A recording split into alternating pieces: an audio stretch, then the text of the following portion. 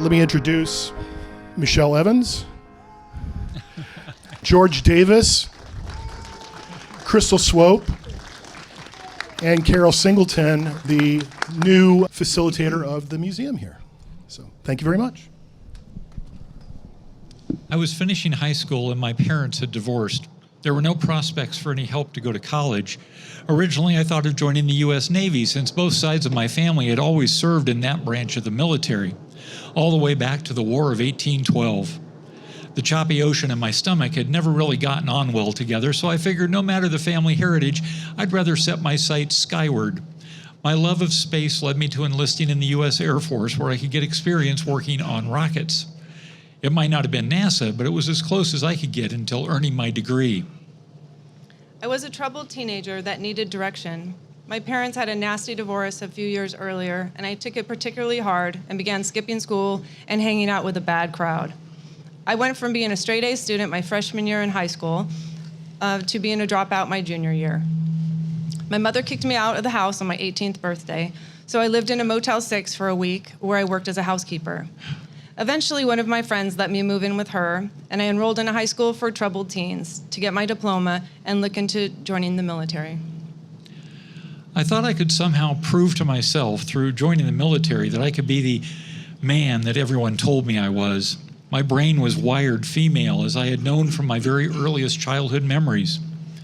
Unfortunately, most people seem to have the fixation on genitalia over brains, so I had been forced to learn how to be seen as male in a society that didn't yet have the word transgender in their vocabulary. Somehow I felt that I would be just fine in a military career. Even though I thought I was well hidden, I had been bullied relentlessly during school. Maybe this would change under the regimentation of service life. Before I joined the Army, I wasn't close to my family. I had separated myself from them and was angry at my parents for a dysfunctional family life growing up. But I was driven to succeed despite where I came from. I was always very judgmental of others. If they didn't fit into the mold I wanted, I had no problem walking away and moving on, whether it was my boyfriend, my best friend, or my parents. I was a pretty average kid from a small town in Delaware. I liked cars and drawing, and I was the firstborn of 5. I was named after my dad, but that seemed to be a constant source of irritation for him, and which he would show in various ass kickings. He would reinforce how he thought I was incompetent, ignorant, disappointment. My high school counselor saw that I was just bored and not really as stupid as I looked, and enrolled me in a vocational design college for half of each day of my junior and senior year of high school. I got accepted to a college and moved out at 17, and things were going pretty well until one night one of my roommates, who was a lot older and just got out of the Navy, thought it'd be fun to get me drunk. Things went well until the second beer run to the store. I had never held a weapon before basic training. My mom didn't even allow squirt guns at the house and would send the neighbor home if he came over with one. I was very athletic, though. I would go to the gym sometimes twice a day. I didn't rely on anyone else for support. I was putting myself through college, had a full-time job, my own apartment, and a car I paid for myself.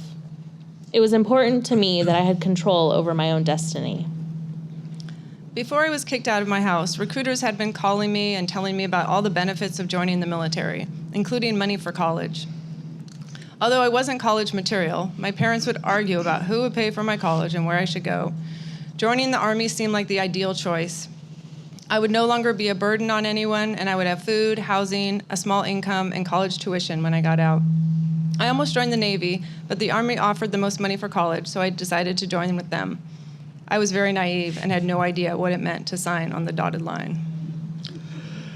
Unfortunately, across the street from the liquor store was a small Pontiac dealer, and in the showroom they had a brand new, not even released to the public yet, 68 GTO Ram Air 4 red convertible, 4-speed, white leather interior, and all the options, including the 4-speed. As fate would have it, some moron left the back door to the dealership unlocked, and 2 drunken fools ended up standing in the showroom at around midnight looking at one badass GTO. Even more bad luck, the keys were in the ignition. I told my friend what I was going to do, and he decided to bail. Smart. He was Navy, so they're smarter than Marines, of course. I have to mention here that all this is what I've learned from people telling me things that were going on about the great GTO escape in 1967, because I have no actual memory of it. There was a silent alarm, and as I was crashing through the showroom window, the local police arrived just in time to see me hit the street. They put lights and sirens on, and the chase began, reaching over 120 miles an hour, according to the police report, and culminating with me running into the back of a parked car. Took it out and 3 others, spinning backwards and knocked down a light pole, and then launched the GTO into another parked car. I was thrown through the roof, it's convertible, so, and onto someone's lawn, poor guy. I woke a day or so later in the hospital and had pretty bad internal injuries, head trauma, compressed spine at my neck that I still have a curvature from. And I was in big trouble, but it was 1967, and the military needed more inductees for Vietnam.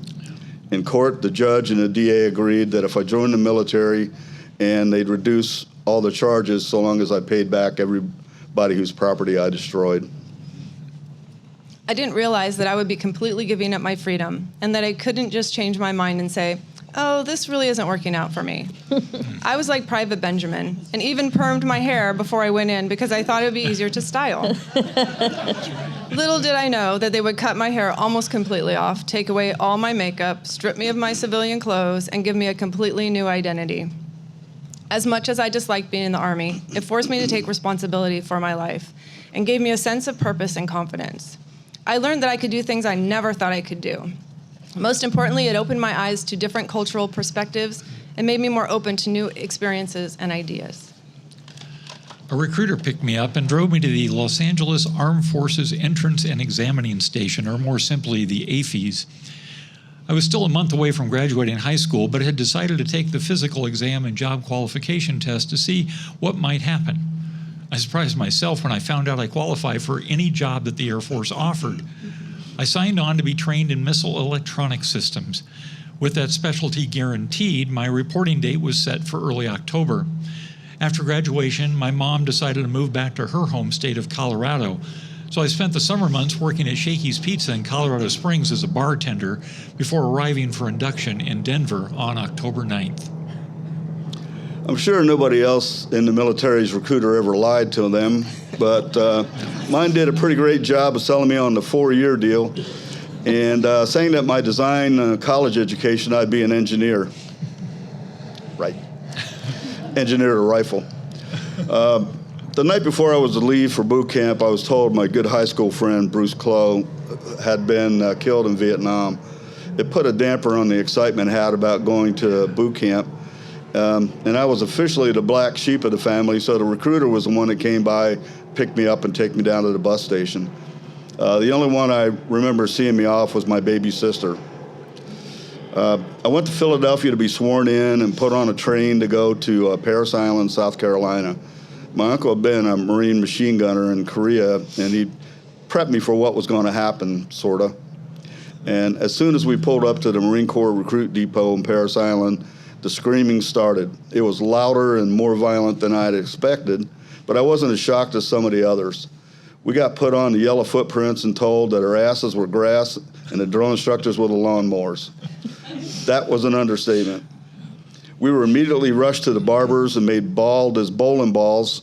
So now we were no white, black, yellow, or red. We were all green and ugly, useless maggots. I got designated as a skinny body and was made to eat twice the rations, and the fat bodies had to eat low-cal and not much food. I went into boot camp around 145 and left about 175 with 0 body fat. When we all arrived at basic at Lackland, we were known as rainbows because of our colorful civilian clothing, which stood out in stark contrast to everyone else's olive drab fatigues. That first night, our training instructors kept us up until after 3 a.m. Within an hour of finally being allowed to hit the bunks for sleep, the TIs were back. One of them was a former Marine Corps drill instructor. He shocked everyone awake by throwing a metal trash can lid down the center aisle next to our bunks. At that point, we all knew we were in for an interesting ride for the next 6 weeks. That morning, we got our first buzz cut and our uniforms blending in with the rest of the recruits. I joined the Army Reserves a few months after 9/11. I visited the recruiter, signed the contract, and swore in without telling anyone else. Once I had my training date, I told my mom, dad, boyfriend, and boss. Everyone was shocked. The first night of reception at Fort Leonard Wood, Missouri felt surreal. I had no idea what to expect and wondered what I had gotten myself into. So I have a history of sleepwalking when I'm stressed. So, needless to say, the first night I was sleepwalking in the barracks when the drill sergeant came in with one of the females for night guard. It startled me, so I woke up completely confused about where I was, and I could not find my bed. There were rows and rows of bunks, and as I quietly ran around scrambling for my bed, I couldn't even see because I wasn't wearing my glasses. I was feeling my way around and had to duck in an empty bed when the drill sergeant was about to pass by and pretend to be sleeping. When she passed by, I quickly got back up, located my bed, and laid back down with my heart racing. My most vivid and humiliating memory is when I was at the MEPS, Military Entrance Processing Station in Oakland, where they process new recruits. We had to go through a series of medical tests to see if we were fit for basic training. One of the tests involved having about a dozen female recruits stand in a long line, shoulder to shoulder, wearing just our bras and underwear, and to put our arms around each other like a line of showgirls. And then they ordered us to jump up and down and kick our legs from side to side like we were performing a burlesque show.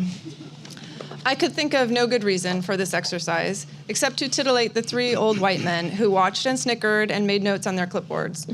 I have always been very modest, so this was horrifying. I would learn very quickly that there was no such thing as privacy in the military. I had to walk like a duck. Day 0 of basic training was complete confusion. Once inside the cattle truck, the kind men from reception turned into crazy drill sergeants. They yelled at us to put our faces down in our bag and then yelled at us the rest of the ride to the training. All I remember is being in a large warehouse with platforms in the front, being given instructions on how to perform the overhead arm clap, front leaning rest position, and flutter kick, all while being yelled at. They ordered us to find our duffel bags in a pile of hundreds and line them back up in a straight line. Of course, we could not do it. They ran us everywhere, and the only explanation that made sense to me was this was some communist regime taking over, torturing us, and turning us into robots. It sounds completely crazy, but I honestly thought, what the hell is happening here that the rest of the country has no idea about? I thought I was in hell my first week in boot camp. When my bus pulled up to the reception station at Fort Jackson, South Carolina, and I got out, it was pouring rain, hot rain. Being from Northern California all my life, I had never experienced this. It was miserable. In the middle of July, and the humidity was suffocating. I remember the bugs being as large as bats. My recruiter said it would be like college, and we would live in a nice dormitory.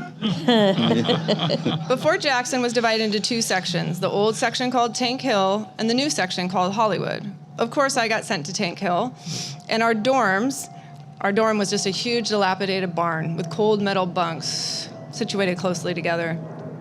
They lined us up on the second day and divvied us up among the drill sergeants. This was done by having each one of the sergeants take turns walking up and down the lines, checking us out from head to toe, and then shouting out which ones they wanted for their platoon. I was one of the last chosen. When Staff Sergeant Waller stopped in front of me, I was so relieved that I gave him a big grin. I thought, okay, this guy's gonna be like my dad for the next 2 months, and he's gonna look after me. But he didn't give me the reaction I expected. Instead, he leaned in just an inch from my nose and shouted, "I will break your spirit, soldier."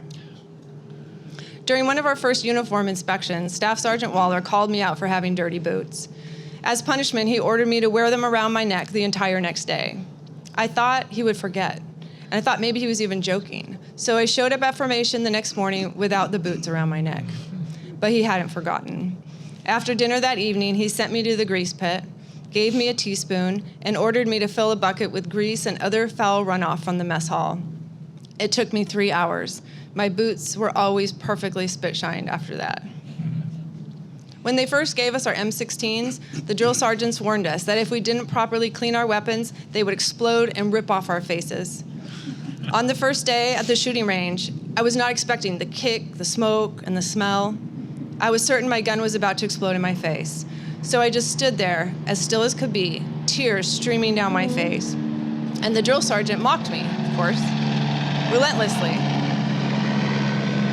I'll wait for the bus. But by the end of basic training, I was one of just 6 soldiers in my platoon who qualified as expert riflemen or riflewomen. The night before graduation, the senior drill instructor called me into his hooch and showed me some pictures of his time with recon in Vietnam, and was impressed that I seemed to enjoy seeing the dead VC. He asked if I planned to make his beloved Marine Corps my home. And not being totally stupid, I answered, "Sir, yes, sir." He said, "Outstanding." And then he gave me a life-changing piece of advice, that I was going to be an 0311 infantry rifleman, not the engineer promised. Big surprise.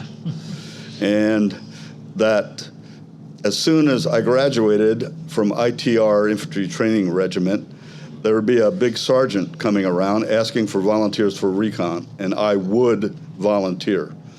Again, I said, "Sir, yes, sir." He said, "You're a Marine now, I'm a staff sergeant. Stop sirring me, I work for a living."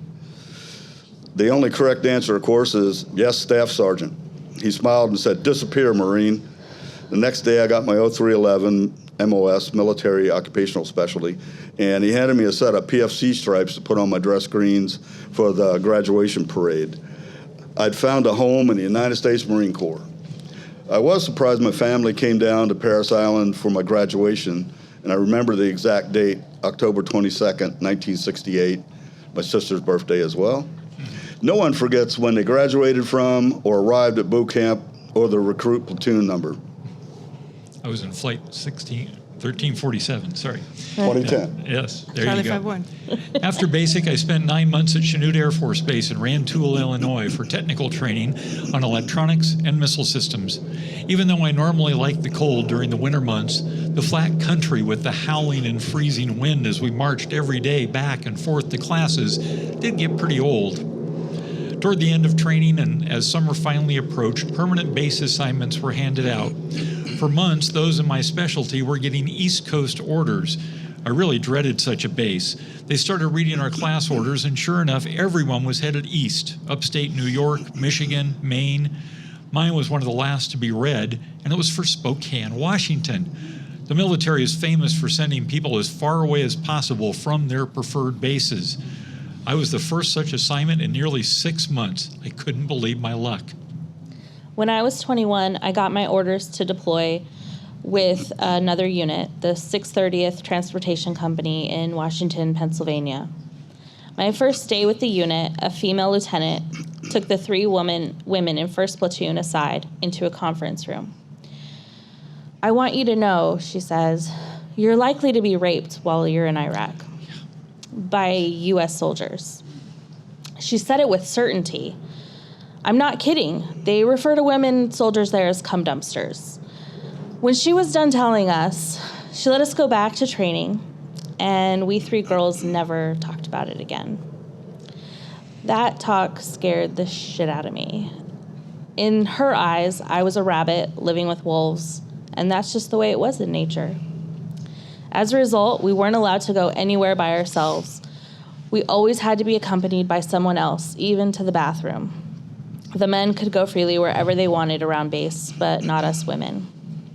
I called my dad and told him what she had said. I told him she actually said I should be more afraid of my fellow soldiers than I should be of the enemy. A few weeks later, in a package from my dad was a Benchmade knife. I kept it in my vest the entire time I was there. As promised, a big burly blonde sergeant came by our graduating class of 0311s and asked for volunteers for recon. I stepped forward and the Marine next to me asked, "What the hell's wrong with you? Do you know what they do?" I said, yes, I do. He said, "You're crazy." I said, "Maybe, but you all are going to Vietnam in a month, and I'll still be here training to be a recon Marine." The sergeant got about 10 volunteers, and the gunny volunteered about 20 more. We were all loaded up in 6x6 trucks and taken over to the pool. We were told to jump in fully clothed, boots and all, and to tread water and not touch the sides of the pool. The RIP, Recon Indoctrination Platoon instructors, showed us a bell at the end of the pool area with a white rope hanging from it.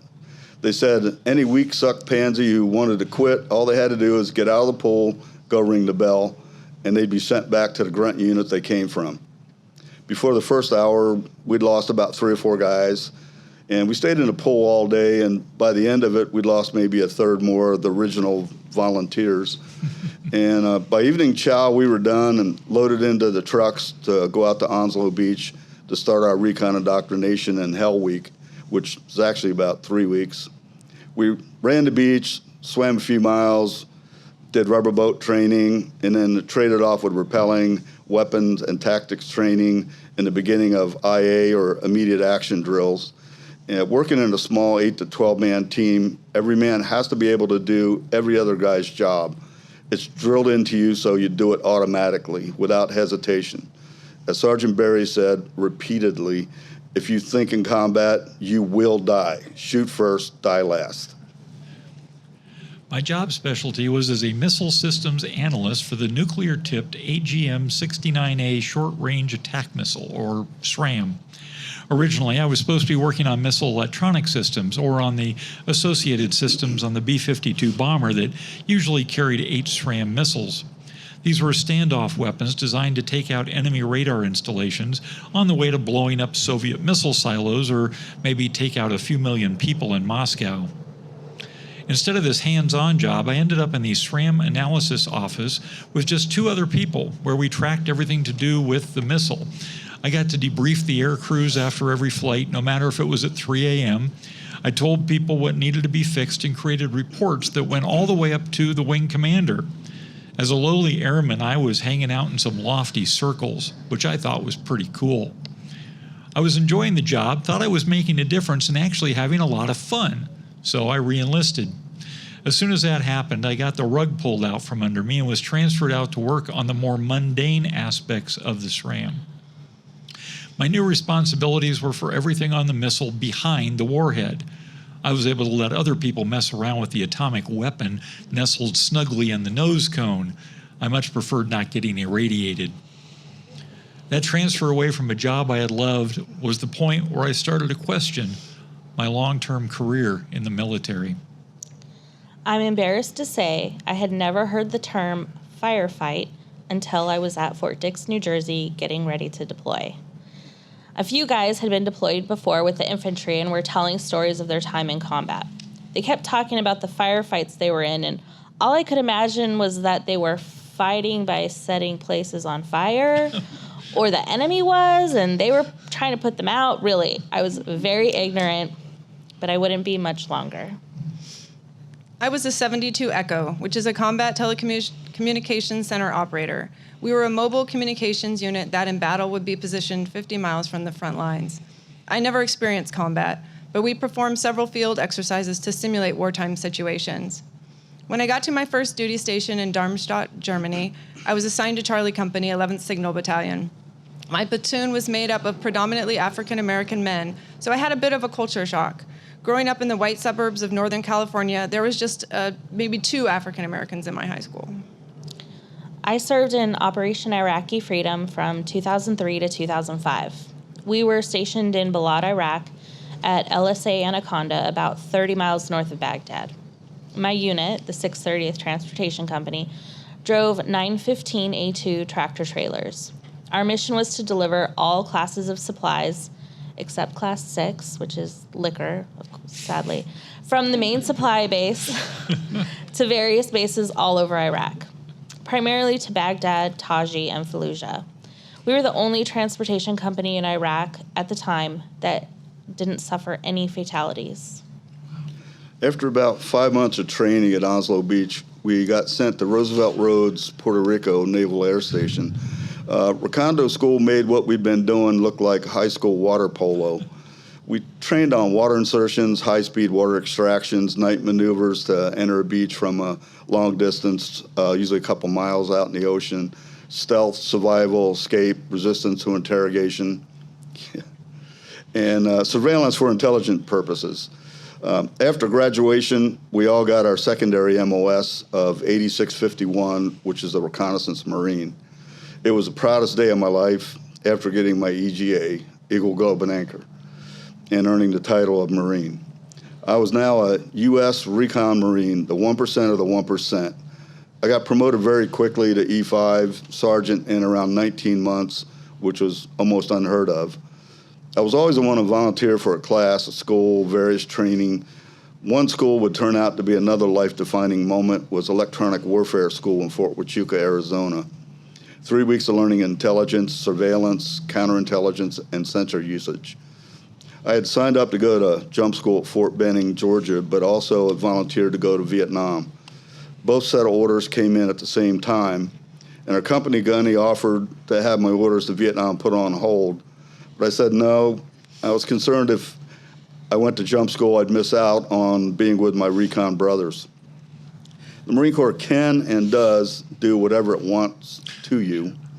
And I was sent to G2 SCAMP, Sensor Control and Management Platoon, in Vietnam as a sensor implant team leader, working under G2 Intelligence.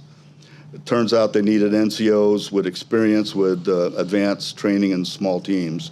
After bitching and moaning, I sucked it up. In Iraq, I shared a porta potty with 200 men for a year. They must have liked sitting in there because the walls were full of graffiti telling dirty jokes and showing crude drawings of naked women in compromising positions. I would sit down and read, "This is my jizz," with an arrow pointing to a splotch on the wall with a circle drawn around it. Other graffiti read, "Army girls are sluts." It felt like the men in my company were telling me that to my face. Spokane gave me a chance to explore a part of the country I had never experienced before. It gave me my first opportunity to travel into Canada, which was less than 90 minutes from base. The drawback was that winters in eastern Washington could be a bit harsh. The first year I was there, the winter in Spokane was the worst they'd had in many years. Photos I took at the time looked more like North Dakota than Washington. Every year after the first snow of the season, you could hear the crunch of cars crashing into each other as the newbies got used to skidding down the base roads. It was a fun and exciting time, and I was only 1,200 driving miles from home. I became fast friends with 3 guys in my platoon, PFC Swope, Sergeant C, and Sergeant J. Completely out of character for me, I quickly got intimately involved with one of them. He was the oldest, an older man, and a sergeant. The 4 of us went everywhere together. None of the other men ever bothered me, though, because everyone knew I was with those 3, and if they messed with me, they'd have to mess with them. It was toward the end of my deployment when PFC Swope and I naturally and quite unexpectedly fell in love. I told the sergeant that I was going to be with Swope, and he was shocked. He acted hurt and angry, but I knew he wasn't. He had a fiancée waiting for him back at home, and neither of us ever spoke about the future. The communication vans were located in the motor pool area, and every morning after formation and physical training, we would all go to our vans, which were very tight quarters, and just sit there all day. Occasionally a message would come through and someone would jump up, move some wires around, look at the teletype tape, and send off a message. I don't recall them ever letting me do anything, which was fine because I didn't really have an aptitude for the equipment. But every day entering that van was like entering psychological warfare. The men would spend all day joking around and insulting each other. It was a game for them to come up with the best, most humiliating barbs. Being an easy target, I was often the butt of their jokes. Occasionally I got a good one in, but there was no way I could keep up with the banter. This constant ridicule, day in and day out, really wore me down. And I think my company commander, Captain Charles, got wind of it, because after just a couple of months, I was reassigned to the office where I processed personnel documents and edited the horribly written correspondence and accommodations from the Army leadership. I also became the company commander's personal driver because I was one of just a few people who knew how to drive a stick shift. This meant I was responsible for the maintenance of his Jeep, which was ridiculous because I knew nothing about cars. They just handed me a maintenance manual and expected me to follow the checklists. One day, the commander gave me a heads up that we were going to have an inspection of the motor pool, so I needed to clean the Jeep and have it in tip-top shape. When I went out to check the oil, it was low, so I figured the more oil I added, the better. So I filled it until it completely overflowed. Needless to say, the company commander's Jeep failed the inspection. When I first arrived in Iraq, I noticed there weren't many kids in the streets, or if there were, they were working. The few I saw were barefoot and wearing rags. But towards the end of my deployment, I started to see groups of boys and girls walking to school together, wearing brand new backpacks and shoes and nice clothes.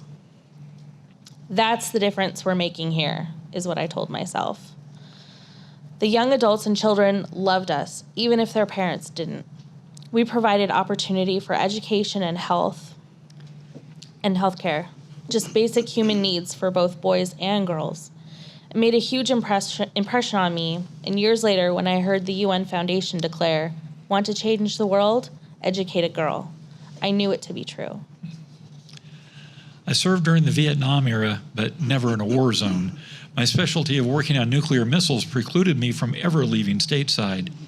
Many of the people in our squadron were bomb loaders who had been overseas, primarily in Thailand, supporting the B-52 raids into North Vietnam.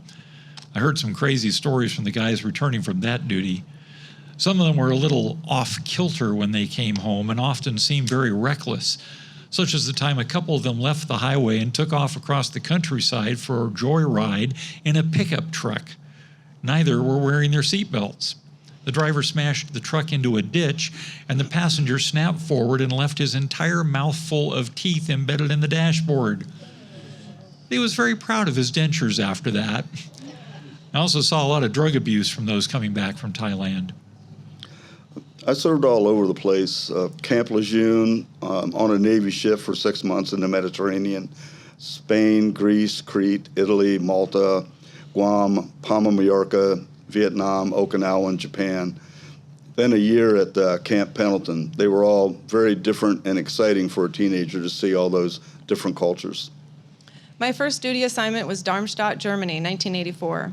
This was during the Cold War, so the Berlin Wall was still up. The country was so different than the suburbs of Pleasanton, California. The streets were cobblestone and the countryside was filled with old castles. It was like going back in time. And everyone drank beer, even the kids. You could buy beer from vending machines at the gas station, like we buy soda here. I drank a lot of beer, and I ate a lot of schnitzel when I was there. I must have gained 20 pounds by the time I returned to the States. And the nightclubs were crazy. I arrived on New Year's Eve, and a fellow soldier invited me to go out to a club. When I was dancing on the dance floor and the clock struck midnight, they started throwing firecrackers on the dance floor, and one lodged in my blouse and exploded. I had a third-degree burn on my side, and I still have the scar today. I was fighting the Cold War in a nuclear standoff with the Soviet Union from a SAC base. The Strategic Air Command's motto was, "Peace is our profession," but we always liked to add, "War is just a hobby." Our missiles were always on alert for any moment when an exchange might break out between our two countries. If that happened, we had less than 30 minutes until the nukes would start falling on our heads. If launched from submarines off the West Coast, we probably would have had less than 10 minutes to live. Most times it was something distant that I rarely thought about, but whenever the B-52s on alert spooled up their engines for a taxi run, we never knew if it was a test or for real. We all knew that if their wheels left the ground, that meant they were planning to nuke somebody, in which case we were then living at ground zero. Everything was a complete surprise to me. In Iraq, they live in houses made of mud. They have dirt floors, and they light their feces on fire for warmth. They had no sewer system or trash service. Boys were herding sheep and cattle and driving carts pulled by donkeys. But everyone had a circa 1980 Toyota pickup truck, cell phone, and a DirecTV dish mounted on their roof. The older people in Germany did not like the U.S. soldiers and would give us dirty looks. One night, while we were bivouacking on the side of a hill above a little village, the whole town came out and formed a candlelight parade to protest our presence. They painted their faces white and the faces of their children, too. They looked like skeletons, and they held up signs that said, "Take your nukes and go home." I didn't get any warm fuzzies from the older men and women in Iraq, but the young adults and children seemed to love us. Once when I was standing in the road blocking traffic because we had found an IED, a car full of young men and women with huge smiles on their faces asked me questions and thanked me for being there. They looked all over their car for something to give me to show their appreciation, but didn't really have anything with them, so they took their cassette tape out of the tape deck and handed it to me. We would be driving in the middle of nowhere when all of a sudden kids would pop up out of the ground and come to our trucks, and they would sell us bootleg DVDs, and we would give them candy and food from our MREs. As much as I thought I was prepared and trained for Vietnam, I was very naive. If you got to see the pictures of me as a baby-faced kid when I first got there versus the Marine combat vet I was a few months later, it's obviously the change in my looks and my attitude. I was not the easygoing young person any longer. I became a Marine sergeant and was a kid looking through old man eyes. I had thought we'd be welcome there as the brave warriors saving the South Vietnamese from the evil commies. Not the case. They just wanted to be left the hell alone and resented if not downright hated us. Many people forget vets like myself who didn't go overseas and carry a rifle into combat. But years after I got out of the Air Force, I was presented with a certificate from Congress for my small part in helping to keep the Cold War cold. It has the wrong name on it today since it was before my transition, but I'm still very proud of that piece of paper. What do you think a bunch of young men who love hunting, driving around with guns, want to do when they see a camel in the middle of nowhere? They want to shoot it. Well, apparently this went on in Desert Storm because when we got to Kuwait, we were quickly briefed on the importance of not shooting the camels. These were the people's animals. They're, someone owned them like cattle grazing, next to the freeway or something. And if we killed them, they would go to a military representative and we'd have to pay for it. Every payday, the men would head out for the red light district, and the barracks would become a ghost town. I remember early one morning, around 3 a.m., there was a commotion in the hallway. I peeked out and saw Specialist Tripp being carried by some of the other men in our unit. Tripp's face was bleeding and bruised, and he seemed completely incapacitated. I thought maybe he'd gotten drunk and fallen on his face, but I found out it was much worse than that. He had fondled one of the prostitutes before paying, and her bodyguards emerged from the shadows and beat the hell out of him. Most U.S. civilians believe Iraqis are the enemy. One man recently called them savages during a conversation with me. I wouldn't say that's the case. I enjoy telling stories of the young men I met, telling me how much they loved watching U.S. action-adventure movies with Bruce Willis and Arnold Schwarzenegger, how they dreamt of getting married and having a family after the country was safe again. One of the highlights of being a recon Marine was that most people had no idea we existed. If they did, they had no idea of what we did or what we were capable of.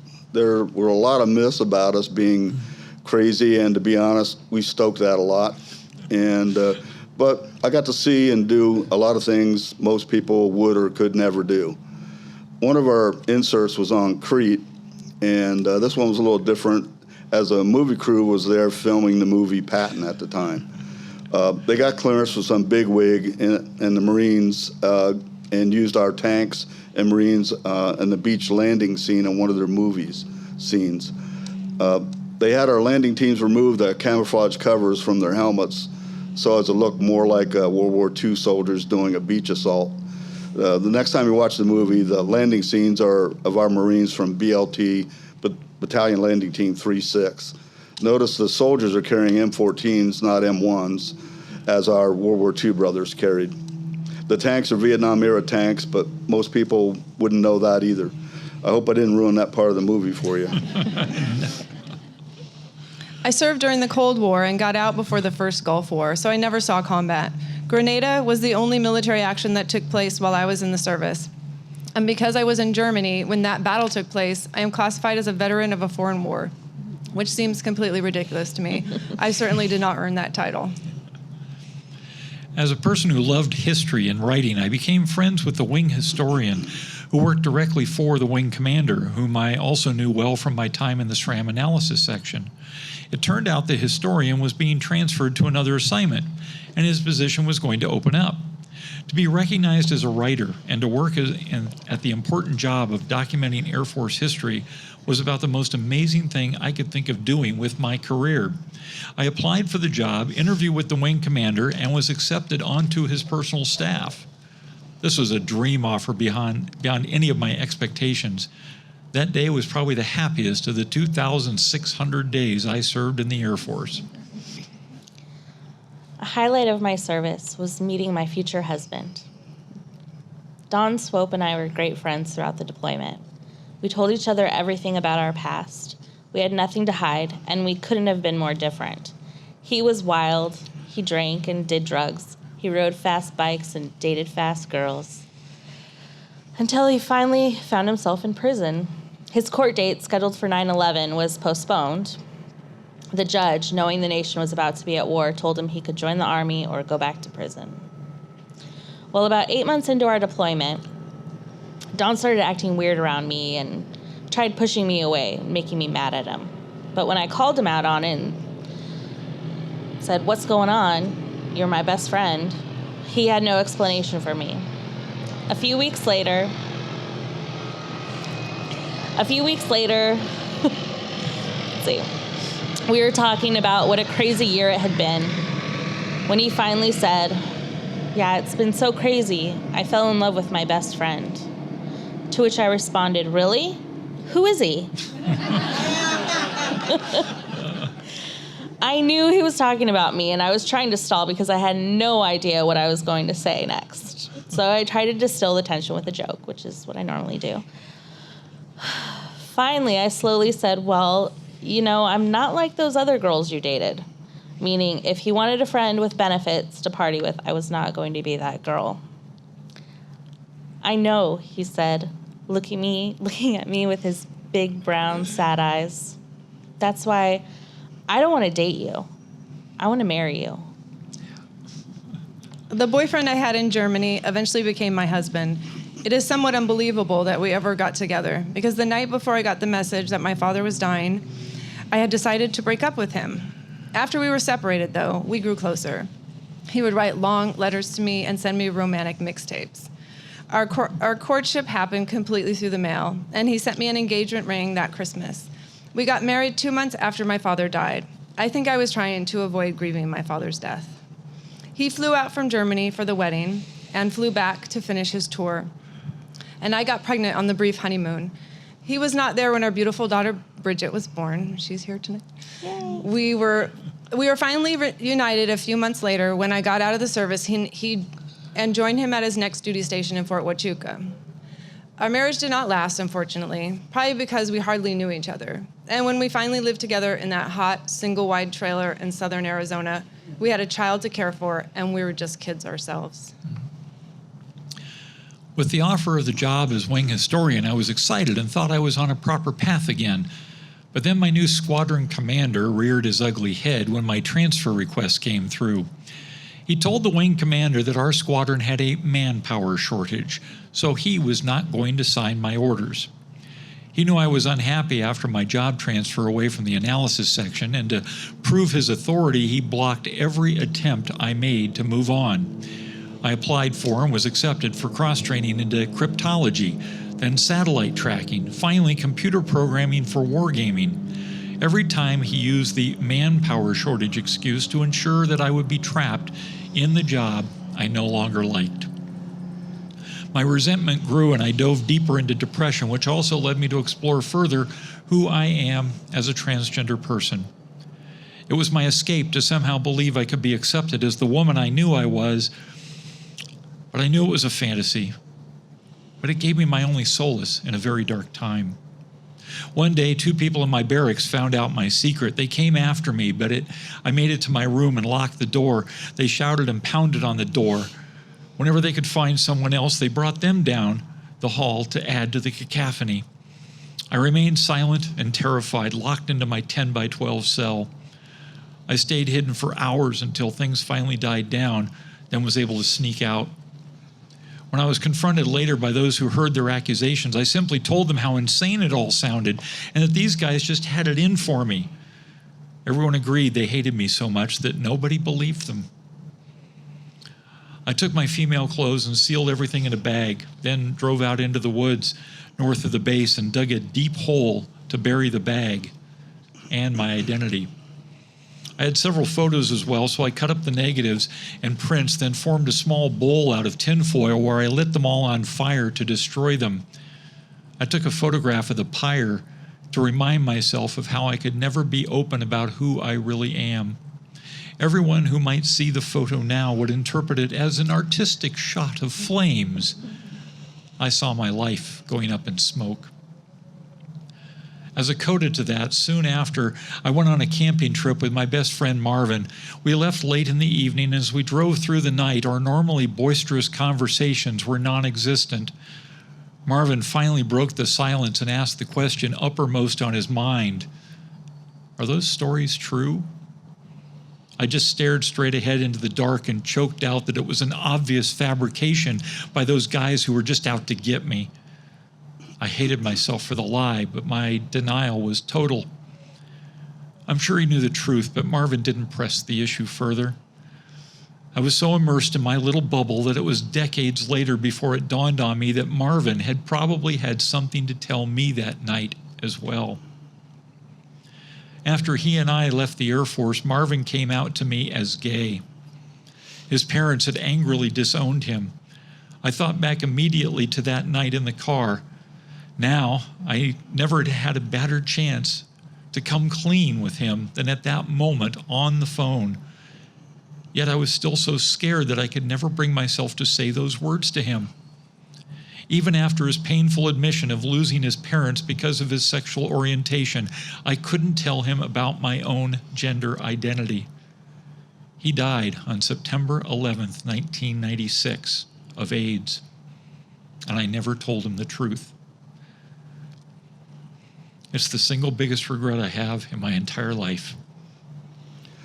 It's now 1970, and here we were, 8 scamp Marines going across the blue line into the infamous Arizona territory, so named because it was the Badlands owned by the VC. Making contact wasn't imminent, it was guaranteed. Most of the time on the inserts, we'd use stealth to get to our TAOR, Tactical Area of Responsibility. And the idea was not let the bad guys know we were there so we could plant our sensors or acquire targets of opportunity and eliminate them. Fancy sanitized words that mean find the bad guys and send them to their ancestors. This day, some genius in 1st Marine Division G2 decided because it was the Arizona Territory, they'd put us with a grunt platoon. It was Kilo Company 3-5, 3rd Battalion, 5th Marines, and an ARVN South Vietnamese Army unit that was attached. That should have been the big tip-off that this was going to go sideways and hard. Next morning, we got up early, grabbed chow, cleaned our weapons, and refilled our canteens from the water bowl on site. They usually carried at least 4 as they got used up pretty quick, and they also carried a bag of salt pills that I got from the dock, and most time used up to about 10 a day. We were supposed to be down to the company LZ by 0800 to meet the choppers to take us to our secret insert point. We were waiting and waiting and waiting. Nobody in the military waited for anything, right? Never. And so we finally found out we're not just hooking up with the ARVNs on insert, but they're already there, and for good reason. Not only were they on the wrong side of the river, but they flagged the birds to land to them as well. As soon as we hit the deck, we started taking small arms fire, and the ARVNs disappeared on us. While our grunt team tried to contact them, the ARVNs acted like they couldn't keep the freak on the radio going, so our guys told them to pop a smoke where they were so we wouldn't shoot them. They said, "We don't have smoke grenades, but we'll start a small brush fire and you'll see the smoke." Small is a relative term here, as the blaze they started made the great Chicago fire look like a backyard fire pit.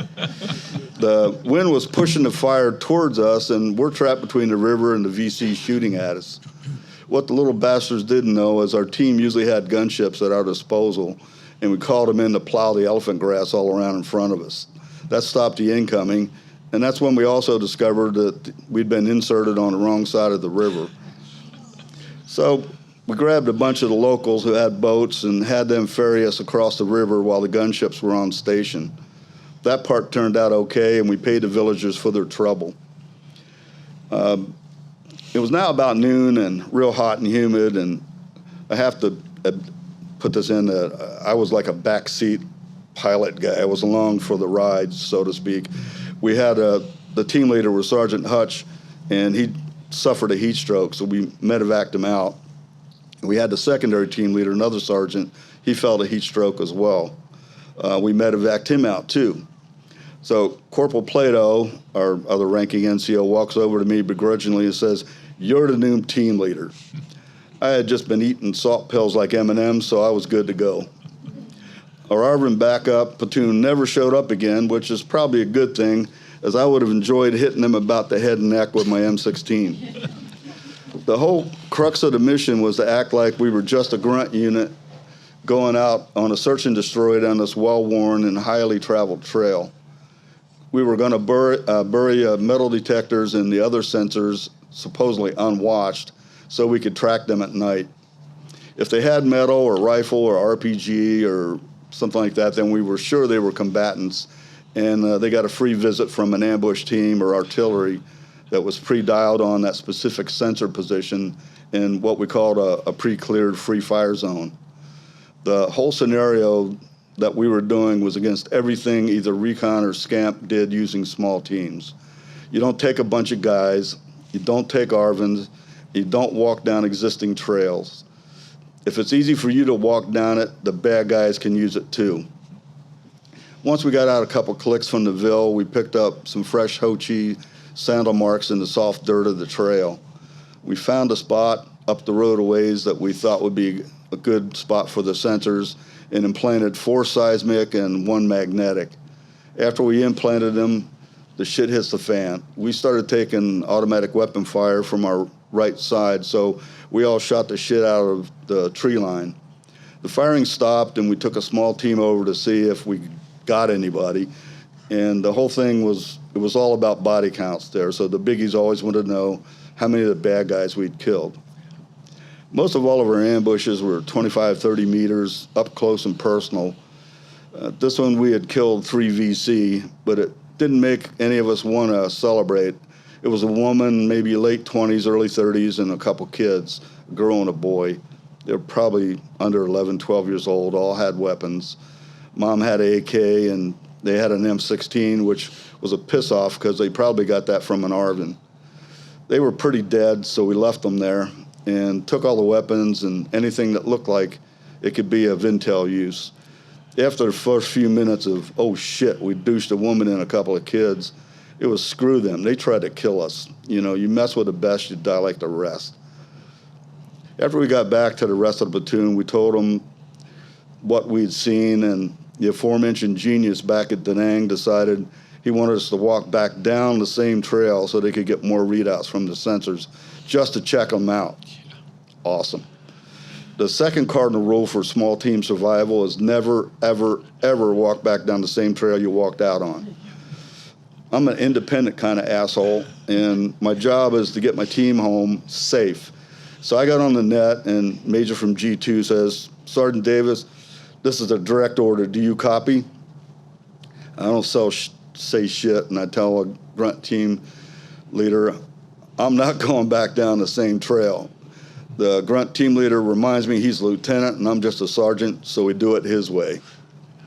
On the way back, we clear the sensor string, and Major, I'm in the rear with the gear, announces that they didn't get a reading on one of the sensors, so we should have to walk back and go through the sensor string again. At this point, we have given everybody watching us plenty of time to not only set up an ambush, but to have lunch while they're waiting for us to keep screwing around. So I'm about 4 guys back from point, and everything goes real bad. My duty assignment, which was supposed to be 2 years, was cut short when I received an emergency message from the States that my father was diagnosed with pancreatic cancer and his condition was terminal. The Army was kind enough to approve what they call a compassionate reassignment, and they stationed me at a base near my home so I could care for my father for the last 6 months of his life. I was assigned to Presidio, San Francisco, but sent to a satellite base called Camp Park's Reserve Forces Training Area, where I served out the rest of my 3-year commitment. I basically handled the reservations for the reservists who used the base for training, and I would travel to Presidio to purchase goods for the small PX that was on the base and do other odd jobs. All the active duty military assigned to Camp Parks were all misfits in some way. There was another soldier whose mother was dying of cancer. There was a sergeant in charge who was rumored to be going through an investigation for molesting his daughter. And several other soldiers had failed drug tests. One woman was being discharged for being gay, and there was Sergeant O'Reilly, who was always drunk. The sergeant in charge, the leader of the misfits, was a horrible man. He loved to talk about the atrocities he committed in Vietnam. Most of the soldiers that I have met who served in Vietnam never speak of such things. In fact, they don't like talking about it at all. So he was definitely an anomaly. Being deployed was the best time of my life.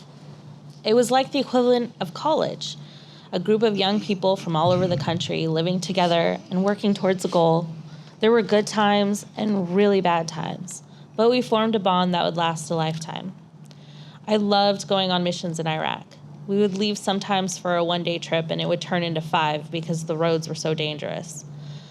The missions at the beginning of our tour were eventful almost every time we left the gate. IEDs, RPGs, mortars, and small arms fire to the left and right of us. The adrenaline would be racing through me as soon as we left. Later on, when things got quieter, I would actually become disappointed when we didn't have any encounters with insurgents when going from point A to point B. When the trip was uneventful and we were rolling through the gates, I was kind of bummed. Most grunts were told when getting in the country to not get attached to any of the new guys, as sometimes they didn't have long time to be around. At our last break, I had broken another cardinal rule. I was up toward the front, so I sat down by the point man on break, a young kid from Pennsylvania, about a year younger than me, and in country just a couple of weeks. He said, "Sarge, I heard you were with recon, and do you think I should go for it?" And I said, "Sure." I kind of gave him a rundown on what would happen when he volunteered, and breaks over, and I say, "Good talking to you, PFC." And he gives me the new guy smile and says, "Thanks, Sarge." About an hour later,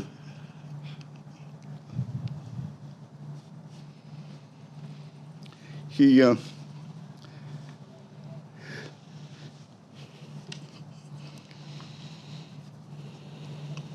a tripwire, and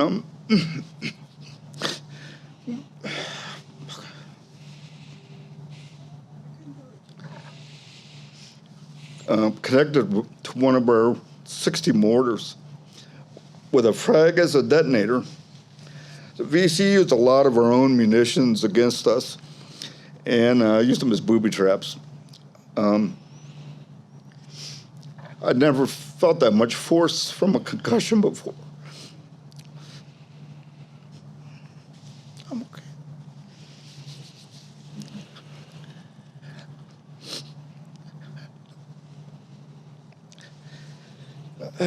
Boy, it was about 30 or 40 seconds, and when I did start to hear was a shitload of automatic weapon fire coming at us from across another rice paddy.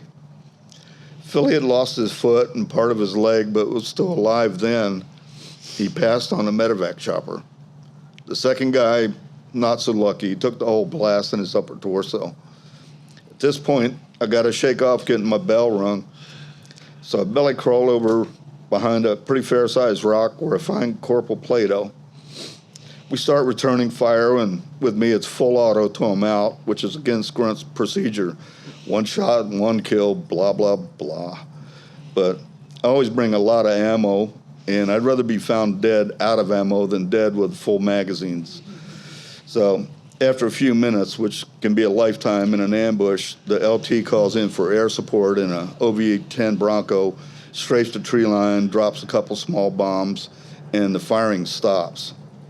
At this point, the grunt sergeant rolls up to our rock and asks, "Who's the idiot that was on full auto?" I say, "Hey, Sarge, that's just the way I was trained. Return as savage and as much fire as possible." He just shook his head and walked off, and it's a good thing I was a sergeant, as I'm sure I would have got an ass chewing. Now we have to medevac our wounded and dead Marines, so we call for a medevac, and we throw a green smoke, and the pilot says, "I see a green smoke." The reason we throw smokes is and identify them is because the VC would throw smokes too. Chopper come in the wrong place, and they shoot the choppers up. So he goes, "Roger that." He starts a very slow descent, and the bad guys are still there and open up with small arms. The pilot veers off and says, "We have to secure the LZ before he'll land." I'm guessing it was the adrenaline or something, but I wasn't having any shit about getting our guys out. I took the handset from Doc and told the pilot he better get his ass back down here and pick up our Marines or else. I really don't know what the hell or else was, but I was pissed. He reminded he was a major in the United States Marine Corps Air Wing, and he wasn't going to get his bird shot up. All of a sudden, a new voice comes up on the freak, and it's a young Army warrant officer, dust-off pilot. And he said, "You throw smoke where you want me, and I'll be there." This guy brought his chopper down to the patty so fast it was like a rock falling out of space. He put his gunner toward the bad guys and shielded us as we ran across the patty to get our Marines in there. It was probably over in less than a minute. After that, the tree line firing stopped, and we surveyed the area around the booby trap site. There were 3 Ho Chi Minh sandals, 1 small adult, 2 kids. Nice. Make your kids kill people, you heartless bastards. You're probably saying, "Okay, well, you guys got the hell out of there, right?" You got to be kidding. It's the United States Marine Corps. That's not the way we do shit. Our favorite G2 major comes up on the net and apparently was on coffee break or something and didn't hear about the shit that just went down and had the nerve to say, "We'd like you to take a team back up and walk through the center string again so we can make sure they're working." That didn't go well. I didn't know how scared I was at war until I was about to leave. I was lying on my cot in Kuwait, resting, when Don came in and told me our names were on the plane's manifest to leave in the morning. I laid there quietly until he walked out, and then I involuntarily burst into tears. My body was trembling, and I realized I was crying because I could finally be honest with myself about how I was feeling. The low point of my service was when I was between basic training and AIT. I took a Greyhound bus from Fort Jackson, South Carolina to Fort Gordon, Georgia. Because our training would not begin for about a week, we were assigned a sergeant major detail, which basically meant cleaning duty. They would farm us out to different parts of the base to do various chores. I, along with 2 other privates, was assigned to a supply sergeant. He assigned me to organize the supply room and sent my 2 male counterparts to sweep out the warehouse.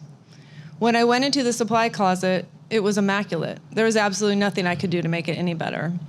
As I was looking around, the sergeant in charge barged in, swung the door to close it, and slammed me against the shelves with his body and started groping me. He kept saying, "You know you want me. You know you want me." And I kept saying, "No, I don't. No, I don't," and tried pushing him off me, but he was too strong. Fortunately, he had not closed the door all the way, and the 2 privates who were with me walked by to see what the commotion was, and that was enough to scare the sergeant, and he let me go. As I was nearing my discharge date, I had to make a decision about what would come next. I had a job offer from Boeing in Seattle that was more than I ever expected, but in the end, I decided to return to Southern California rather than stay in the Pacific Northwest. Part of the impetus for that decision came on May 18, 1980, when the Mount St. Helens volcanic eruption went off. The ashfall that covered us at Fairchild for weeks was the final straw. It was a freeing moment when I decided to leave, but also one of the scariest decisions I ever made. At around the same time I decided not to move to Seattle, my future wife, Cherie, who lived in Portland, also saw Mount St. Helens blow its top from her apartment patio, and she decided to move to Southern California too. Both of us were headed in the same general direction, unknowing that our destinies would soon collide. When I got to California, I quickly found a good job and actually got offers for several more. A year later, I accepted a new position in Orange County, running a test laboratory down in San Juan Capistrano. Just a week after I was offered that job, 53 weeks to the day after leaving the Air Force, I met Cherie. Bizarrely, on that very first day, I told her the one thing I had never openly spoken of to anyone, that I'm transgender and that I was only presenting as male to make others more comfortable. Since I don't drink, I still have no idea how she got this out of me.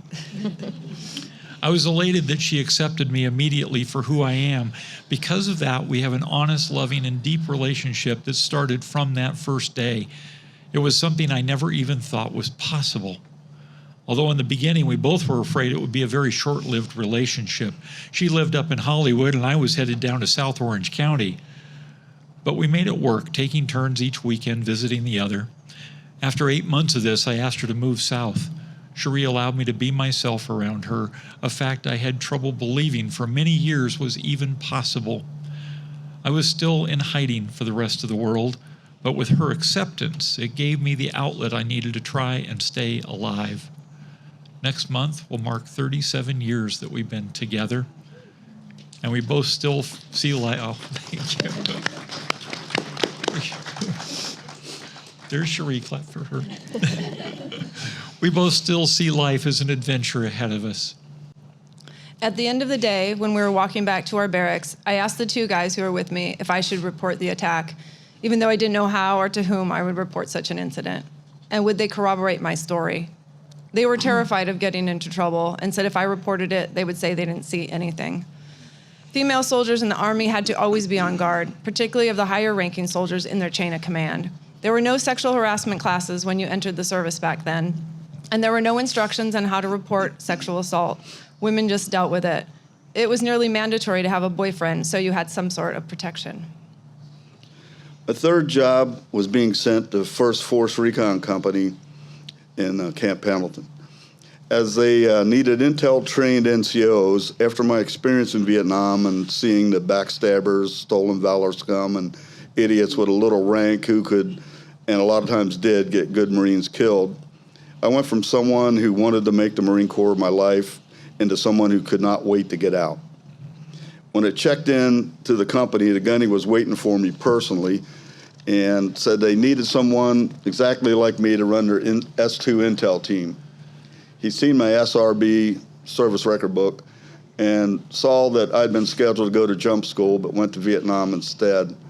He told me he'd got me a billet to go to Fort Benning right away, but then he said, I see you've got around a year left on your enlistment. We'd like to have you re-enlist so we can send you to jump, scuba, and some other advanced recon training schools. That was a deal breaker for me. I told him, Gunny, I have absolutely no intention of re-enlisting, and if you'd let me out of the Marine Corps today, I'd be on a bus this afternoon. My Marine Corps ended then, and I was sent to 1st Marines to be part of the S2 intelligence team. It's a real eye-opener and the easiest job I ever had in the Corps. And I'm not sure why the Marine Corps thought I'd make a good intel Marine. The closest I ever came to being an actual intel Marine was sitting in with the G2 biggies for our mission briefs and debriefs in Vietnam. Cherie understood better than I did myself that I had to do something about accepting the fact that I am female. I dismissed it and told her that I knew very well how to hide who I was because I'd had decades of practice. But she saw the hurt. Even with her love and support, the depression kept getting worse until I could no longer handle it and decided that suicide was my only option. I actually believed I was doing the best thing for Cherie because I didn't want her to be hurt by my being trans. She saved my life that night, calling the police and paramedics to get me to the hospital. I was never angrier with her than I was at that moment. How dare she make me stay alive when I wanted it to simply be over? After that, Cherie got me to admit to being female to a psychiatrist. It was a very difficult thing to do, and the reaction was immediate. The psychiatrist wanted me to undergo immediate electroshock therapy. Cherie grabbed me out of the chair and dragged me from that room. It took 4 more years before I could even attempt to go down that road of talking with a professional again. But Cherie kept telling me she was not going to lose me and that I had to do something. I started to entertain the idea of transition. With her help, I took the smallest imaginable steps, and each time I did, I found the most amazing thing, what it meant to actually be happy. I'm tall, I'm big, I got a crappy voice from decades of my body betraying me with testosterone poisoning. Yet here I am today, after going through what I needed to do medically and legally to fully transition. It used to be that the world accepted me even though I hated myself. Now, after transition, that's sort of been flipped on its head. In the last decade, I have been attacked 4 times, such as a guy trying to run me over in a bank parking lot while yelling obscenities at me, or a doctor who literally tried to kill me when I was in her care at a nursing home because she considered me an abomination. But being able to live with myself and being accepted by Cherie and my family are the most important things. Even my birth certificate now shows I was and always have been female. Without Cherie, none of that would have ever been possible. As we walked down the hall of 1st Marine Division, it never dawned on me that I'd have an office. My last office was some 105 round cases in a sandbag bunker. I arrived at the S2 office, and I have a desk, filing cabinet, shelves, a phone, 2 other Marines, both corporal, that I was in charge of. Turns out I was the S2 NCOIC, non-commissioned officer in charge. I had no idea what the S2 NCO was supposed to do other than boss around the 2 corporals. So I hung around and shot the shit with them until our top, Leslie Van Axel, our S2 First Sergeant, came in to introduce himself. We were unkept and had our hands in our pockets, and we looked like a trio of shitbirds, which we were. And he informed me that he'd been in the Air Wing his whole career, and no one was going to screw that up. Yes, First Sergeant, I said. Not that I planned on listening to him anyway. But as an FYI, the Air Wing and the infantry-type Marines usually don't get along because, we're grunts and they're Air Wing POGs, people other than grunts. And it didn't dawn on me that I was a POG now. But, old habits. I'm a quick study, so I picked up on this S2 Intel scam right away. All we had to do was act like we were doing something, since almost no one knew what the hell we were supposed to do. And military intelligence is an oxymoron anyway. We were left alone. I got to admit that I had all the intentions of the world to just sit there, screw around with feet up on the desk and drink sodas, but after a few months it got boring, and I started looking at ways to streamline the office and other stuff we had to do, as well as provide classes for the young Marines. One of the classes, I shit you not, was driver's ed. I still didn't have a driver's license. And other than the military one I got as a joke. I think I passed that test. Hope so. Maybe. I don't know. I paid off the guy in the office. The young Marines thought Sergeant Davis knew what the hell he was talking about, but all he did is take it straight out of the California driver's manual. During this time, Top didn't realize that I'd been in Vietnam, and we, from time to time, had to wear dress uniforms if some biggie was coming by the company offices. Most of the time, we wore our just regular utility uniforms, or fatigues, as the Army's call it. And so when you wore your dress uniform, you were required by the UCMJ to wear your National Defense Medal and your shooting badges. I didn't wear all the ribbons and decorations as a protest because I felt that those who deserved awards didn't get them, and the REMFs put themselves and their buddies in for things that they didn't deserve. Top had finally taken time to read through my SRB and saw that I had more than just that as a decoration. So he said that I would start wearing all my decorations or it'd be hell to pay. And he liked to brag to the other office POG NCOs that his NCOC was a decorated combat Marine. So much of who I am comes from my military service and from Cherie. It created a discipline in my life that lives with me every day. It helped me to understand that what I really wanted from life was to be a historian and writer. After working half of my life on research and doing interviews with pilots such as Scott Crossfield and Neil Armstrong, this led to my book, The X-15 Rocket Plane, Flying the First Wings into Space. It's a very macho subject to write the history of the highest and fastest aircraft that ever took to the sky. People often wonder why a woman would be the one to write this history. Like Cherie, I love exploration and the unknown, and I believe women are just as capable as men in every aspect of life.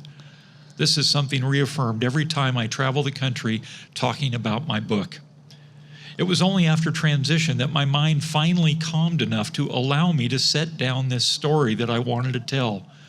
I'm very proud of my life and my work, and in the end, I wouldn't change a thing. I have to agree with you with women being good. My daughter can outshoot me any day of the week. I'm not kidding. Right. They didn't want to let me out of the service and did everything in their power to try and convince me to re-enlist. They tried threats, didn't work. Tried bribes, promoting the staff sergeant, choice of duty station, and 10 grand. That's a lot of money then. Didn't work. They tried guilt. We spent a lot of money treating you, Sergeant Davis. Yeah, sure. Is this how you want to pay back the Marine Corps? Yes, I do. It didn't work, and they decided to make my remaining days as miserable as possible, and anyone's been in the service knows they're quite good at it. Keeping me to the exact day and hour of my 4-year enlistment contract. It was 5 p.m., August 14th, 1972, before they'd release me. And as the cherry on top, they'd taken the base sticker off my CUDA, so I couldn't get it on base. This was pre-cell phone, and just to be a prick, the CO wouldn't let me use the phone at the barracks since I was no longer a Marine. I grabbed my shit and started walking down the main road from headquarters toward the back gate of my little house in San Clemente. I stuck out my thumb to hitch a ride, and a Marine driving by pulled over and said, "Jump in, I'll give you a ride." And he dropped me off at home. We had a few beers, and then he left. The next day, my wife and I took off to South Almonte to start our new life.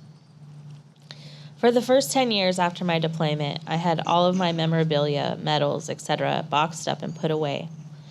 Family and friends would always introduce me as, "This is Crystal, the Iraq War veteran," or "This is Crystal, the one I told you about in the Army." It was pretty awkward for me. I never put a sticker on my car or wore a hat to identify myself. Looking at me, no one would assume I was ever in the military. I think I was trying to blend back in, fit in with other women. I carried the Benchmade knife in my purse, the one I carried every day in Iraq, for a few months and had to consciously tell myself to put it away, that no one was trying to hurt me. This was a fairly dark time in our history. Vietnam veterans were not looked upon very favorably in 1972, and I had a lot of crap jobs, some stretches of unemployment. Even a short period I thought about going back in the Corps. I missed the camaraderie, the action, the adrenaline rush of pushing myself to the limit. I spent the first 5 or so years when I got back self-medicating, trying to put the war behind me, using drugs, alcohol, and street racing to fill the hole.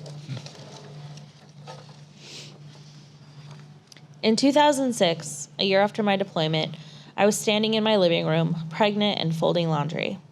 I had on Good Morning America, and you may remember during the holidays, they would have service members on TV saying, "Hi, Mom and Dad," waving, saying, "Happy Holidays from Iraq." When I saw that, I broke out in tears. Here I was, living my life, happy and safe, and my brothers and sisters were still fighting. I felt extremely guilty. I remembered when I went on leave halfway through the deployment. I was so anxious to get back, because if something happened to someone or someone got hurt and I wasn't there, I would have forever felt like I could have done something to help.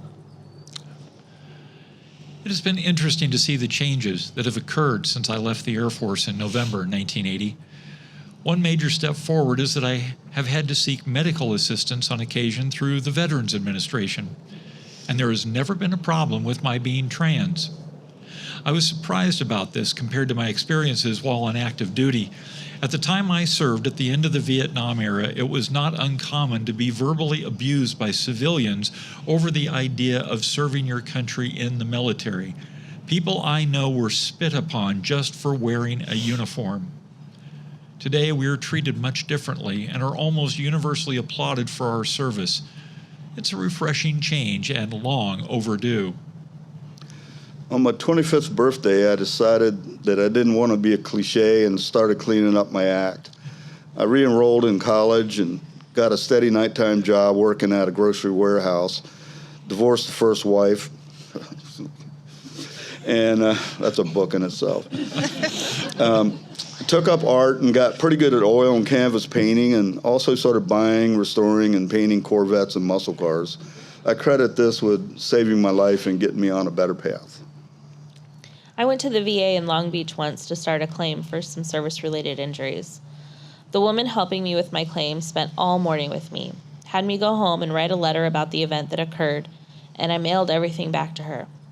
I never heard from her again after that. I couldn't reach her. I couldn't go back, though. The first time I walked into the VA, an overwhelming sense of sorrow swept over me, and I began to cry. I'm pretty sensitive to other people's energy, and it hit me like a tidal wave when I walked in there. I could feel their hurt. It matched mine. It was the same feeling I had when Don told me we were on the next plane home from war. The thought that so many other people carried around with them emotions that I did as well, even after decades, was too much to handle. They might look fine on the outside, but their spirit recognized mine as soon as the sliding doors opened and grabbed hold of me. It was many years before I could ever go back. At the time I served in the Air Force, being trans was not something that was accepted, but there was also no official policy one way or the other. It was with great excitement that I watched President Obama's Secretary of Defense, Ash Carter, lift the ban on transgender people openly serving their country in June of 2016. I have friends who were serving at that time, and I knew what it means to be able to be open about who you are. Unfortunately, in the current political climate, that respect for vets has not always been extended to those of us who are transgender. After the election in 2016, one of the first things I thought of was that a ban on trans troops would be put back into effect. This ban has been attempted by the new administration. It is terrible to know that people who thought it safe to come out are now having to go through the uncertainty of whether they will be able to serve or be thrown out simply for being who they are, not based on their record of service to their country. Luckily, the courts are siding with transgender troops, and I fully anticipate in the end we will win the day. 13 years after my deployment, I'm still married to Dawn, and we have two amazing children. Jasmine's 12 and DJ's 8. We live here in Costa Mesa, and I'm a financial advisor at Morgan Stanley in Irvine. Being away from my family during war for so long brought me closer to them. My parents and 7 brothers and sisters are very special to me. One graduated 6th grade while I was gone, and another one was born. I didn't want to miss out on any more. I swore I wouldn't leave them again. Where they go, I go. We're all really tight. My brother, 11 years younger, is now a Navy corpsman. He said I was his hero and wanted to be like me when he grew up. After I left the service, I used my GI Bill to go to college and get a degree in English. I taught high school English and journalism for 10 years. I wanted to help troubled teens because when I needed guidance at that age, there was no one there for me. I found it was much harder than I thought to save all the kids who slipped through the cracks. After leaving teaching, I worked as a journalist for a time and then an information officer for the state of California. Despite a rough start, I have an amazing life now. I just moved here to Orange County from Sacramento to be closer to my daughter and grandchildren, and I just got this incredibly fulfilling job supervising Heroes Hall. Yay! I have come full circle. I have a wonderful husband, 3rd time's a charm apparently. He's a magician, and we just moved into a great new apartment in Huntington Beach. I have a great life. I have a company that I really enjoy working for in an industry I've been in for almost 30 years. I've been married for over 40 years now. I have 2 great children, son and a daughter, and recently a pretty cool grandson. It hasn't all been peaches and cream, but like anyone who I believe is successful, you never give up. Life slaps you down, you get back up. I tend to want to be the best at whatever I do, and if not the very best, at least the best I can be in that arena. I'm very thankful for the mentors and opportunities that I've had put in front of me, and I try every day to pay it forward. I'm proud that some of the people I've mentored over the years have become very successful, a lot of them way more successful than me, which I take as a compliment. I continue to do this work by mentoring and training some of our new or young employees, and it's a great day for me to see them take off and be self-sufficient. It helped me to meet other female veterans. I didn't know any where I lived. I spent years after my deployment convinced that Kristen, one of the women in my platoon, who I shared a room, tent, and trailer with for 18 months, thought the worst of me and didn't want a relationship. We didn't spend time together during the deployment or have deep conversations about anything. I felt I had missed my chance to form a relationship with her because I wasn't there for her. In 2012, I saw Kristen again when we were traveling through New Mexico. It was the first time we had spoken since the deployment. Dinner was amazing. It was the first time I had spoken to another female veteran since returning home. When she started sharing what her life was like now and what she was dealing with emotionally as the aftermath of our deployment, I recognized the same thoughts and emotions of regret, embarrassment, and shame were swimming around in her head too. Why did I let myself be involved with that man? What must everyone else think of me? If my family ever found out, they would think less of me. That talk with the lieutenant before our deployment had put us into self-preservation mode. We instinctively thought that we would be safer if we fell in with a group of men than we would have been two women together. Once back in the car after dinner, my husband said that she looked and sounded just like I did. He said it helped him to understand me more because he realized what I was going through was actually common for female veterans, and I wasn't so different. He could only compare me to civilian women before that. I felt the same way. It was so therapeutic to know I wasn't the only one going through all this. Kristen and I now call each other and talk pretty often. We both feel like we can be really candid with each other. I've been pretty disappointed with the lack of support programs for our veterans, especially combat veterans, so I decided to give back. 4 other Vietnam combat veterans and I run an admin, a Vietnam-based Facebook page called The Nam. We started out slow about 5 years ago with only a handful of followers.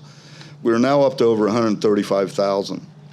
We keep it a safe and PG-rated place for the veterans, their family, or anyone else who wants to just talk, post, or ask questions about Vietnam experiences.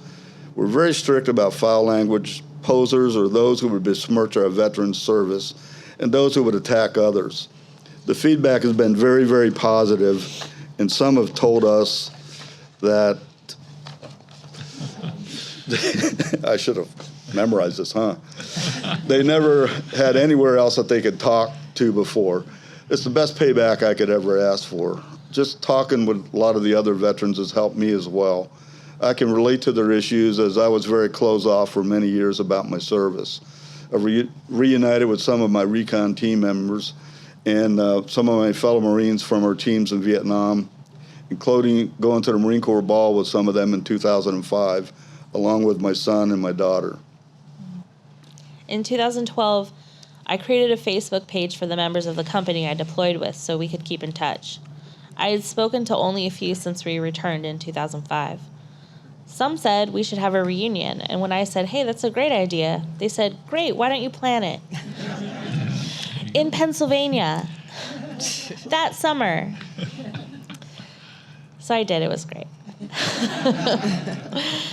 A few years ago, I started volunteering with the Irvine 211 Marine Adoption Committee, and I fell in love with it. These days, I have a couple medals and certificates hanging in my office. I'm a past commander of the American Legion, currently serving as the 3rd Vice Commander. And I'm proud to call myself a veteran. I like to be able to say I served in the Army. It takes people by surprise, which seems strange to me when women have made so many inroads in all professions. I have had both good and bad experiences with veterans groups. I was involved with Veterans for Peace during the outbreak of the war in Iraq. We were against the war and did lots of anti-recruitment activities, which upset some of the other veterans organizations. I was stalked and harassed by one particularly aggressive Vietnam vet who didn't approve of what we were doing.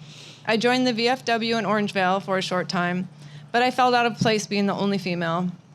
I was from a different era and didn't have any real war stories to tell.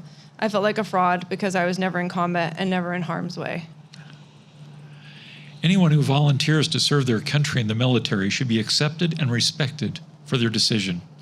That includes those who are transgender, who have been serving in our military in silence and sometimes fear since America's inception.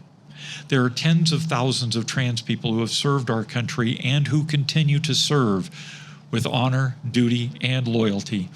Every one of us took the oath to protect the United States from all enemies, both foreign and domestic.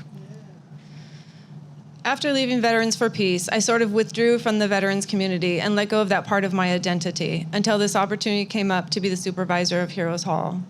Now I'm reconnecting with that part of my past. I have watched the news over the years about the various sexual assault scandals in the military, and I find it astounding that so little has changed since I was in the service. Overall, I'd have to say my service was positive. I've seen and done some extreme things, and some things that kept me up at night, others that have made me proud and gave me a chuckle that I actually lived through it and got paid to do it. Bottom line is the Marine Corps is still in me and installed a confidence that if I could accomplish and survive those challenges, there was not much else in life I couldn't do. It also installed in me the idea that I should live life to the fullest, living every day like it could be your last, as someday it will be. I try not to live in the past much, and the good old days were just a prep for the good new days. I feel the best day of my life hasn't happened yet, and I just discovered Jersey Mike's Five Guys and Farmer Boys give veterans a discount. Hell yeah, 4 years worth it for them free zucchini sticks, man. Yeah. Occasionally, people want to talk with me about the politics of the war. I say I wasn't there because of politics. I joined because I wanted to serve my country. The reality was that the president had made up his mind. He was going to send people there regardless, and if they didn't want to go, there would be a draft. Once I became a soldier, very quickly my mission became doing what needed to be done to make sure everyone in my unit came home in a seat and not in a box. Military life is not glamorous. It is often boring, tedious, and mundane. Not everyone who serves is a hero. There are as many jerks in the military as there are heroes. Communication, letters, email, etc., and gift packages with M&Ms are the lifeline for soldiers. Sometimes it's the only thing that keeps them going. So send lots of love and lots of chocolate to the soldiers you love. Chocolate chip cookies. That too. The misconception that we're all a bunch of uneducated and spoiling for a fight or losers living under a bridge is so far from the truth. I blame the media for that lying crap. The real story is most veterans are more educated, more successful, and more giving than a lot of their non-veteran counterparts. We're not the monsters that you should be wary of or afraid of. We're the ones who fight those monsters. Most of us would do what we did again, and not because we hate the enemy in front of us, but because we love those who are behind us. There should be no question of our loyalties. This is your country, my country, our country. I don't expect much or honestly want anything other than the common respect that every person deserves. Most of us don't expect you to relate. Hell, I hope you never have to. But if you could just try to understand, we just kind of wanted to fit in and live a happy life, that'd be awesome. Semper Fi.